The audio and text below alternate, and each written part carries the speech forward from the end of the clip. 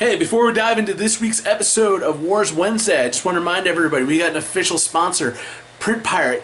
The link to their Etsy store is down below. Make these awesome 3D printed tokens for your Star Wars Unlimited games. Also some other cool Star Wars stuff, like helmets, Christmas ornaments, and use code BOARDBARISTA to get 25% off. Again, link down below. Hey, honey. Yeah, what's up?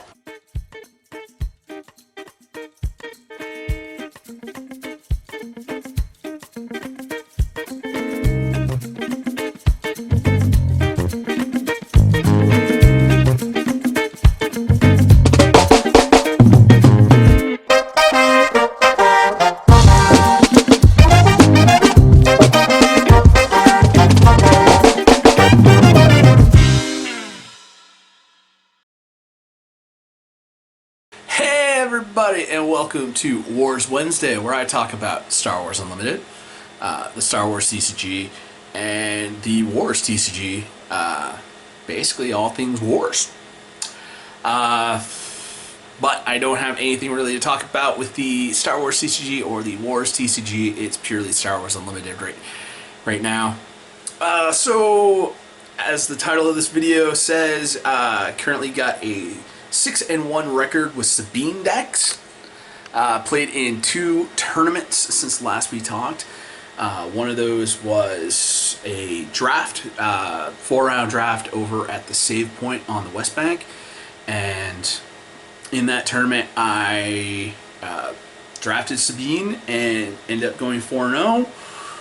Then this past Wednesday, while you guys were learning all about the cube, I took Sabine to go for games. Just my Sabine command deck. Nothing too spicy about that. But I took that deck with me over there and ended up getting a 2-1 to come in second place at that tournament. So having a lot of fun playing with the Sabine deck. But before I go into talking about draft strategies and everything, I just want to show you the deck list. And so here is the draft deck. Alright, so to start off with my draft deck, I want to just look at the cards I didn't really play. Actually, these are the cards I didn't play at all. So I had the alternate leaders I drafted were Boba Fett and Chewbacca. I actually did not draft any more blue or any villainy cards, so these guys were right out. I knew what I was into because I was actually drafting a Sabine Wren deck. So I had a few cards in my draft shaft here that could have been played in the deck. I did get 2 Spec Force soldiers, just in case I was playing against a lot of Sentinel decks. I didn't actually bring these in any of my matches. Should have brought them in, but didn't really need them. Would have been nice to get rid of the Sentinel and some things. Snowspeeder, could have played this. Felt I didn't really need it because there wasn't a lot of vehicle ground units I was seeing as a problem. Restock, unless somebody ended up drafting a mill deck, this was a auto pass to me. Academy Training, I took this just because I didn't want to pass a good green card. Mon Mothma, again another take because I didn't want to pass a good green card. I was early in the draft, so I was thinking about going green, but I just stayed away from green. I got this in pack 2 because I was thinking I might have to go green, but then I saw all the good red and vigilance cards. Lando Calrissian, figured it's a rare, it's in color. Probably could have actually used this in some matches because some of my games did go long, but Saboteur, get around shields, and being able to get back 2 things I resourced. Still, Lando, I don't like him as a card. I love him as a character. He's one of my favorite dudes. Got an aggression. This is where I just get into the whole thing. I was just like, there's nothing good in the pack. I'll just take the rares that get passed around the table. So I grabbed an aggression, grabbed a Fett fire sprayer because I knew Boba Fett would probably be played somewhere around there. I didn't want the Boba Fett players to get that, so I hate drafted that. Galactic Ambition, I guess I'm just going to start a wall of these. Admiral Akbar, just another take the rare. I had no choice. it's kind of a blowout bomb, and I didn't want to pass it, so yeah. Alright, so for the actual deck, we got one Infiltrator skill, one Benthic 2 tubes, one Rebel Pathfinder, because that Saboteur is awesome. Benthic 2 tubes, I took that because there was a lot of other aggression characters in here. Being able to slap him down and give them some bonuses was kind of cool. Lawful Insurgent, just because I needed some more 2-drops, and play 2 cards late game, I might be able to make my opponent discard something, throw them off their game. The Outer Rim Headhunters, these are nuts because you can basically put those out there, and if you get to have the initiative and you've got Sabine flipped, you're just attacking with these and shutting down units. 3 Green Squadron A-Wings. I could have probably had 5 of these if I actually would have, prioritized them. 3 Fleet Lieutenants, 2 Wing Leaders, 1 Rebel Operative, 1 Disabling Fan Fighter. This is awesome for blowing up shields. And 1 Fires for them. Another, I had a bunch of red cards, so I might as well just, take this to get some free damage. And Outmaneuver. Did not get to play this all that much, but figured it was going to be a nice little trick up my sleeve just in case I do get overpowered on ground or space. I can get the initiative, play this, and shut down 1 arena and just get a free turn of attacks. I got 2 Open Fires for some removal, 2 Wampas. If you can't have K2SO, you might as well have a Wampa. Playing 1 off-color takedown. Playing this for 6 as a removal was amazing. It was actually the only blue card I drafted, and didn't see a lot of other good blue, so I just took this and let everybody else fight for blue. Good Morning Guards, again, I've got a lot of vigilance. Not a lot of vigilance, a lot of cunning cards in the deck, so just being able to have this out there and have it get Sentinel, nice. 2 Ambush Poor Man's Falcons here, really good for clearing up in space and keeping control of my space. 1 Syndicate Lackey, just a cool, saved me a lot just being able to put him down and kill a problem unit on turn 5. Chewbacca, really good, big butt, gums up the ground, and even if he's damaged, you might be able to get back in for some free attacks. Carillion Freighter, this is an awesome Sentinel space, being able to lock up space and give yourself some protection. So I did take quite a few Sentinel, well, not quite a few, I took a couple Sentinels just to be able to, at turn 5, I can be stabilized if my opponent's getting too aggressive. And of course I'm playing Sabine, so I gotta play Sabine's Fire Spray. This just became a huge problem, being able to get this out, be able to get 4 damage in, and then slap, be able to pump it on the next turn with a Wing Leader and a Fleet Lieutenant, because it is a Rebel. It's good, but ended up going with a 4-0 finish with this deck, and I think it's decent. I didn't think it was actually going to be able to go the distance, but I'm playing a lot of Sabine Wren in Constructed, so I'm learning the deck. So if I see the cards for it, I'm going to draft it and I'm going to play it. 3, 2, 1. All right. So what you're seeing with that draft deck is I was basically just taking a lot of the cards that I was taking for that deck were all just cards that are in my Sabine list, which it's nothing too special. It's the deck that's up. It's the Sabine deck on this Star Wars Unlimited database, SWODB. Pop that up here real quick while I'm talking about everything. So I know looking at this deck list, it's a net deck. People hate net decks because it's hey man, how could you just go online and get a deck and play somebody else's deck? You're not playing the game. You're not brewing the deck yourself, man. It's well, honestly, man, I got a full-time regular barista job. I got my writing job. I'm busy all the time, man. I don't have the time to go and plus I have to drive a half hour to get to the gaming store, so it's the whole thing of I don't really have the time or capability because I got nobody really I'm playing goldfishing games by myself, just seeing how much damage I can do in the first 5 turns of the game to be able to, figure out my synergies. I don't have the time to train the way I used to do when I was playing competitively Magic the Gathering. I'd get the boys together almost every night of the week, and we just grind games and get ready for the weekend. Instead, I'm gonna go down the path of being a filthy net decker and playing that stuff. But the thing is, I have always seen that being a filthy net decker is not really a bad thing, because looking at this list online, this is the popular standardized Sabine list. Basically where you're going to see a lot of the changes that people make individually is the sideboard. And I've already started thinking about these past couple terms I've ran with Sabine, and like, what do I need for a sideboard? What do I sideboard? I'm still learning how to sideboard in this game, which I think is always been like my own personal like hurdle. I need to get the reps in with the deck before I can figure out how to sideboard, and I think that's where the changes are probably going to be made in this deck. But the main deck is probably going to stay the same for freaking ever, until we get the next set. But the sideboard is where it's going to be changing up. Like, there's a few times I've been thinking about how much better the deck would be with bombing runs.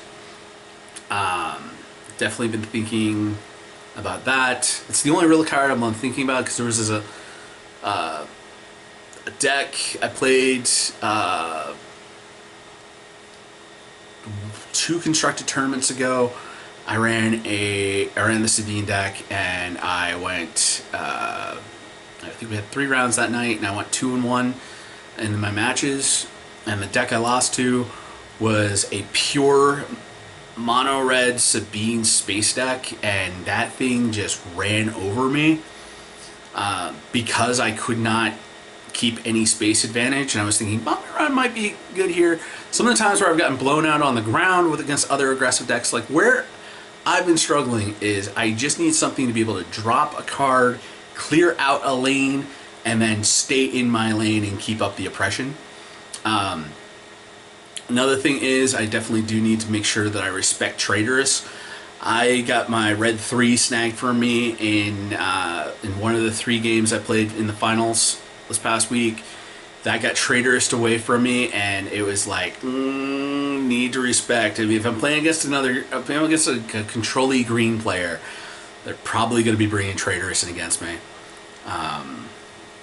And yeah, no, I need to respect that card, because that took my red 3 and that totally changed the combat math completely in my opponent's favor, and lost me game 2, and then game 3 everything just got locked and gunked so much up that I just couldn't come back from it. So definitely need to learn my sideboard, but I'm learning the main deck, and that's the point of this video. So like I think one of the best drafting strategies in this game is to really learn the top meta decks, like how they're built, how they're constructed, the cards that they want, and the cards that they use, and how those cards work together. Because basically, drafting, when I showed you the draft deck, when drafting that deck, I basically made it my mission to be like, if there's any, like, I was seeing all these great Sabine cards getting passed to me, and I was just like, all right, I'll take a red 3. I'll take a red squadron A-wing. I'll take another red squadron A-wing. I'll take another red squadron A-wing. I'll take all these A-wings. Ooh, fleet lieutenants are coming to me. I'll take fleet lieutenants. Those are 2 really bomb cards in that deck. And then I was like, well, Lothal Sergeant, and I had played the Cunning Sabine deck before, so I was like, I know some of the stuff that's in here. I'll take this, I'll take this, I'll take this. And knowing how those Sabine decks are built allowed me to be able to draft a winning 4-0 Sabine deck. And I think that's the key skill that drafting players are going to need to learn, is you got to know like how to build your deck. And if you know how to build your deck in Constructed right now, building that same deck or building the core of that deck in Limited is going to lead to some success. And I think that's why I did so much better this time around than I did in the Sealed and the draft I did before, where I drafted Leia. It's like I knew some of the cards, but I didn't know all of the cards to really put that Leia deck together. And I've been thinking about switching my main deck from Sabine to Christmas Leia to Command Red Leia, and I like that deck a lot because of the action economy, which is another thing that really, really, like, if you're playing a hero deck, you're playing with the Rebels, you want those Fleet Lieutenants. Like, those things are great. Like those and Rebel Assault, just being able to, which is part of what's making me lean towards wanting to play Leia. Just being able to get all these, I'm playing something, but I'm doing two things really. I'm building my board presence by playing the Fleet Lieutenant, by putting another dude out, but I'm also getting the attack. And Leia is like, I'll activate her ability, I'll get 2 attacks instead of taking 1. You can hold on to the initiative counter, the initiative token. Like, I think that's the kind of skills I'm really starting to see like get rewarded in this game, is being able to play faster, not really like the speed of the game, but to do one thing that makes you do another thing that makes you do another thing, and getting the reps in to learn how your deck functions. So, you know, I might be tempting myself to swap up and play a different deck every week, but one of the skills that really helped me playing the old Star Wars CCG is for like a good 3-4 years of that game, I had one, because that game you had a light side deck and a dark side deck. I had one light side deck I played through most of my career of that game. I would just basically be like, well, if I don't feel like this new set's come out and I don't feel like I have a deck with the new set, I would play Echo Base Ops. And I played that deck from February of '96 until like the game, till basically right up until the game died in 2001. So yeah, I got 5 years. And that was January, so I got almost 5 years of like mastery of that deck, where it's like I knew that deck inside and out. I could sit there and basically be like, okay, this stuff's on the table, this stuff's in my hand, this stuff's in my discard pile. Okay, how many copies of this card do I have left? I knew that deck. I got those repetitions, and I could rattle off that deck list in my sleep. And that's part of becoming a good pilot for a certain kind of deck. And I think right now I'm becoming a good Sabine pilot, but there's a lot of room for me to grow as a Sabine pilot. So I don't think I'm going to switch decks just yet. I think I'm going to keep rocking the Sabine. And next constructed week at the shop is going to be next week. We're doing, I'm recording this in the past, so you're watching this in my future. So in my future, while you're watching this, I am at Gopher Games. I am cube drafting. We're using the cube for the first time this week. As long as they actually got some boxes in. It's been really hard for a lot of places to get product in, even though Fantasy Flight came out with the whole thing of like, we've got more product, we're shipping more product out, but we still waiting on some product that should be getting in. So if we don't have it, me and Garrett, the two of us, both put together the same cube that I talked about last week. So we're gonna be able to have 2 pods of 8, up to 2 pods of 8 players. So we'll hopefully have like a cube report next week. I know I'm already got some ideas for some episodes lined up, so we can get a good buffer on this. So maybe we'll do every once in a while, I'll come back when I'm on a topic. I'll talk about how stuff's been doing with stuff. I know a lot of people want me to stay current, stay on top of stuff, but I got some advice. I got some wisdom to lay down on you with Mike. I don't want to talk about how old I am and how many years I've been playing these games, but you'll get a cube report. You'll get a cube report. We'll talk about how it's been doing. And I'm starting to ramble, so I better shut up. Let you guys go about your business and your day. Have a good one. Peace. And if you've got your favorite pet deck, the one that you think that you're getting good at being able to operate, leave the name of that deck down below, and we'll see you next time. Hey everybody, thanks for staying till the end of the episode.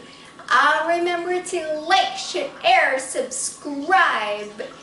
Follow us on Facebook at Board Barista Productions. And if you want to support us, Patreon link at the bottom.